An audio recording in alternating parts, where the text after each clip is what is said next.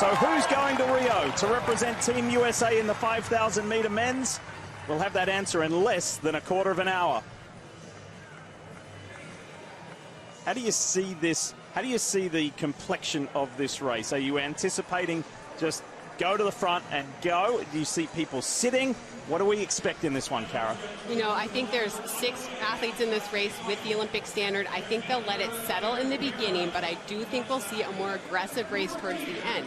We have a lot of fast finishers in this race, and I think things will get really spicy with 6, 5, 4 laps to go. But I think in the beginning, we're going to see, like we see right now, the favorites behind. Look at Chelimo just jogging in the back. He says, you know what, I'm not worried yet. There's plenty of racing to do. The weather is warm. I'm going to sit back here and wait till I have to get to work. It's Garrett Heath out in front in that bright yellow top. Garrett really performed well the other day. It was a gutsy performance. And he got the auto qualified by finishing 5th. You remember that? Really, he dug deep to get that top 5 in the heat and got that auto qualifying. He's running very similar to how he did the other day. He went to the front early the other day as well. You know, Heath has been around a long time. This is his 4th Olympic trials. He has a lot of experience, and that's why we saw him able to dig deep and pull back and get that spot in the prelim. You know, he's taking the lead here. He really has nothing to lose. He's not considered one of the favorites. He's like, you know what, I'm going to come out here, I'm going to run hard, and I'm going to put myself in the best position to make that Olympic team. So you would imagine that there's going to be a lot of Oregon supporters screaming, yelling, clapping this young man in 2nd place at the moment, the 21-year-old Oregon star who won the 5,000 meters earlier this month at the NCAA championships. This is Cooper Teare, and he's a very confident, very capable young man. His family are here, as you can imagine, as well as with a throng of Oregon supporters. We're on the grounds of the University of Oregon, of course. Do you see him making the trip to Tokyo? He absolutely has a shot. If he can close the way he did at the NCAA championships, he is in contention. He does feel confident. He's trying to ride that momentum. He said, you know, I'm used to this stadium. I'm used to the loud crowds. That might overwhelm someone else, but for me, it's just being at home. So as we get into an early rhythm in this men's 5,000 meter final, it's time to say hi to Lewis Johnson. Lewis, when we came on the air, we said it was 88 degrees, but there's the temperature and then there's the feels like factor. How is it down there? It is very hotly. I'd say the temperature on the track at least is 95 degrees, and this rescheduled 5K is still a challenge for these athletes when it comes to heat. There are some cold towels being prepared for all the finishers underneath the stadium. They're being rolled up into that nice chilly water. They'll get those after their finish. And many of the athletes don ice vests to try and keep their core temperature cool during warm-ups, of course, pouring water on themselves, and there'll be a water table out here on the track to help them get a little bit of hydration as they compete. I spoke with USA team track and field Dr. Robert Chapman about the protocols, and he said the decision to move the start to this morning came due to a formula called WBGT, the wet bulb globe temperature.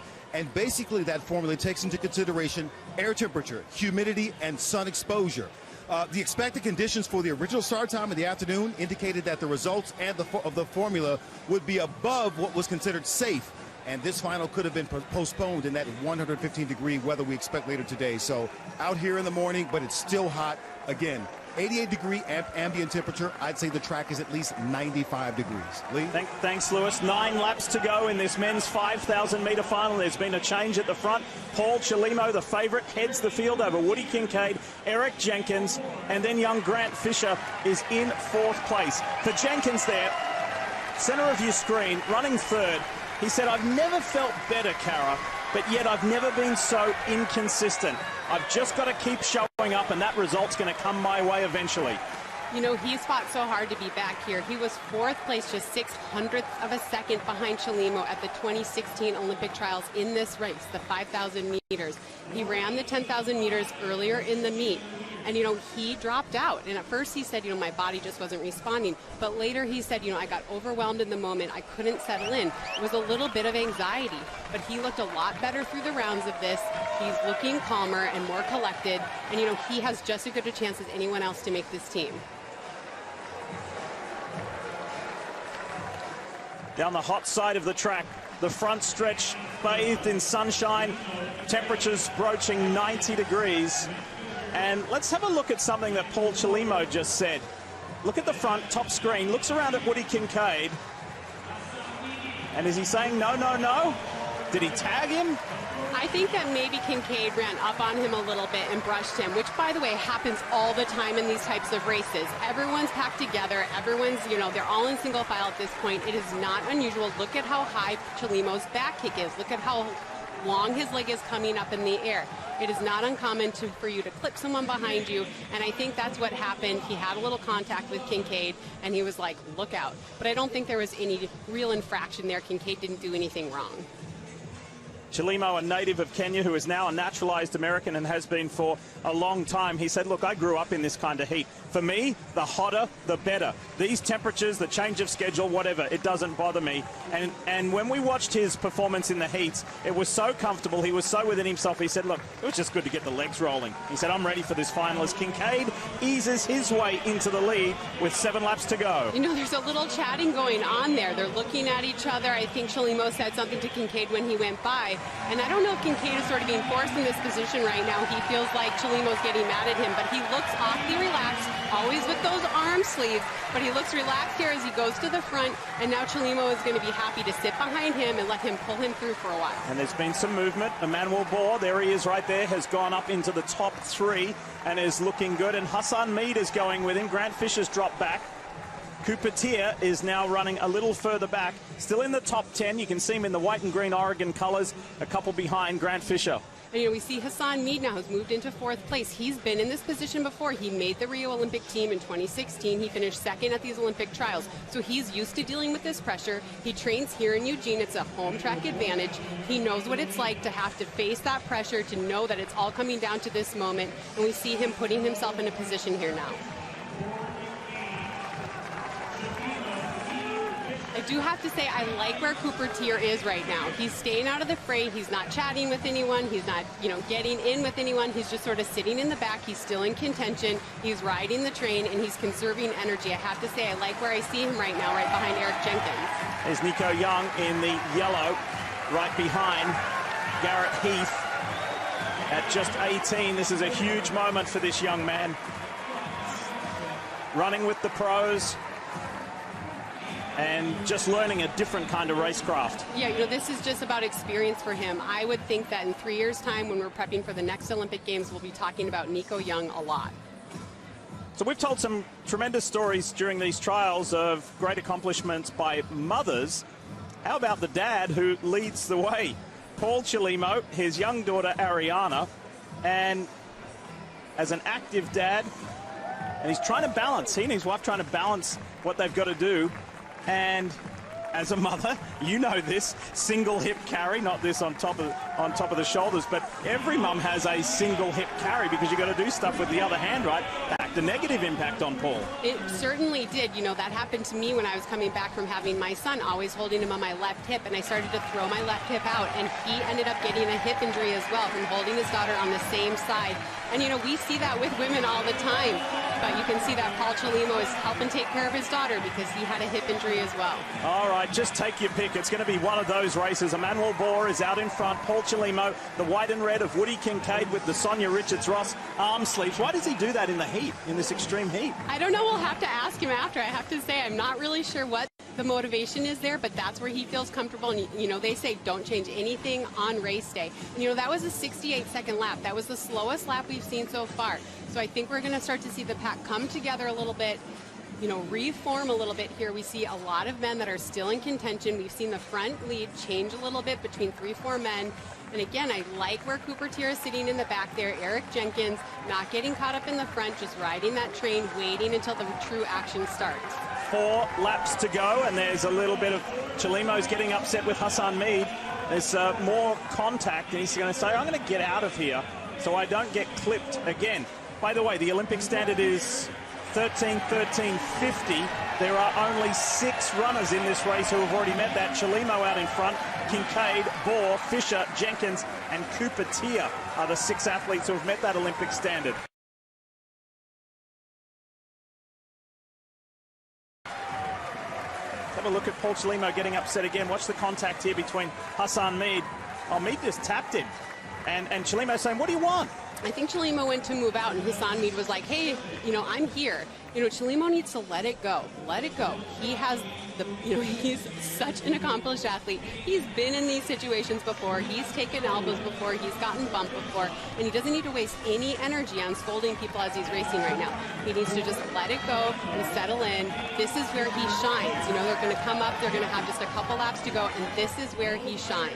All in blue with the white sunglasses on. That is Robert Brandt, who has run about 3,000 races lately. He's run so much, the frequency is high, and he goes to the front just like he did in the 10,000 meter final. You know, this is really impressive. He ran the 5,000 and the 10,000 2 weeks ago at the NCAA championship. He ran the 10,000 meters here. He ran the 5,000 prelim here. He has put so many laps in here at Hayward Field in the last 2 weeks, and I have to think he's running on tired legs at this point, but he's using the enthusiasm of the crowd, the enthusiasm of this experience, and he's pushing himself to see, can I do this? Can I get myself on an Olympic team?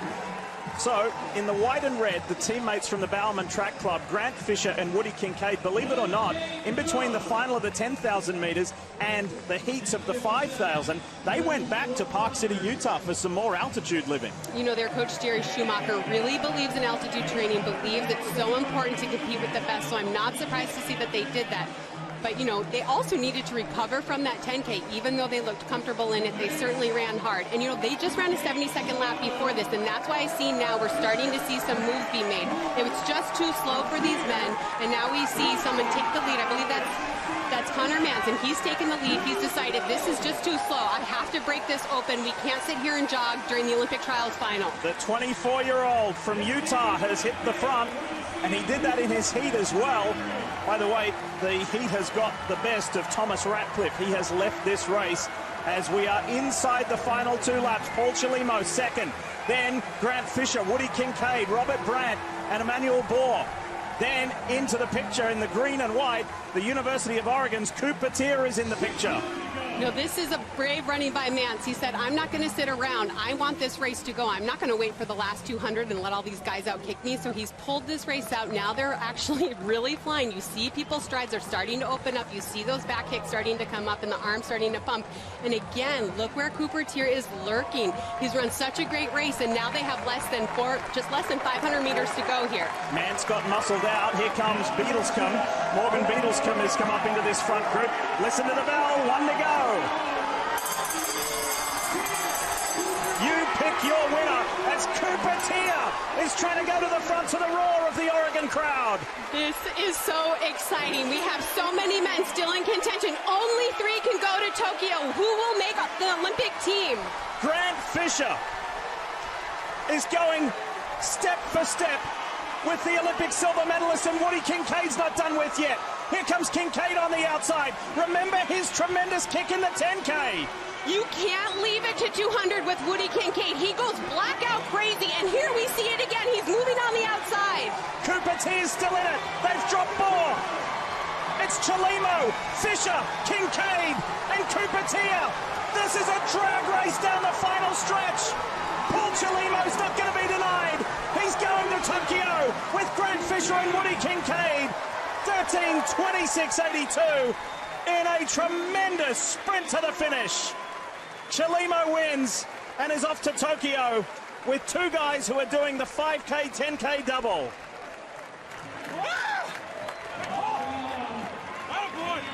That may have been better than we even thought. That was so exciting. Chelimo just showed why he is a World Championship bronze medalist and Olympic silver medalist. He knows when to pour it on. He knows where to find it. Grant Fisher fought him all the way down that line, and Kincaid was coming so hard, and he just came from within and pulled it out. That is why he is the man to beat. But what a race out of Cooper Teare. I am so impressed. He ran so smart, calm, collected. You know, you wouldn't know that he just finished up a collegiate season. He ran very, very smart, but just didn't have enough there in that final. Watch this on the final lap.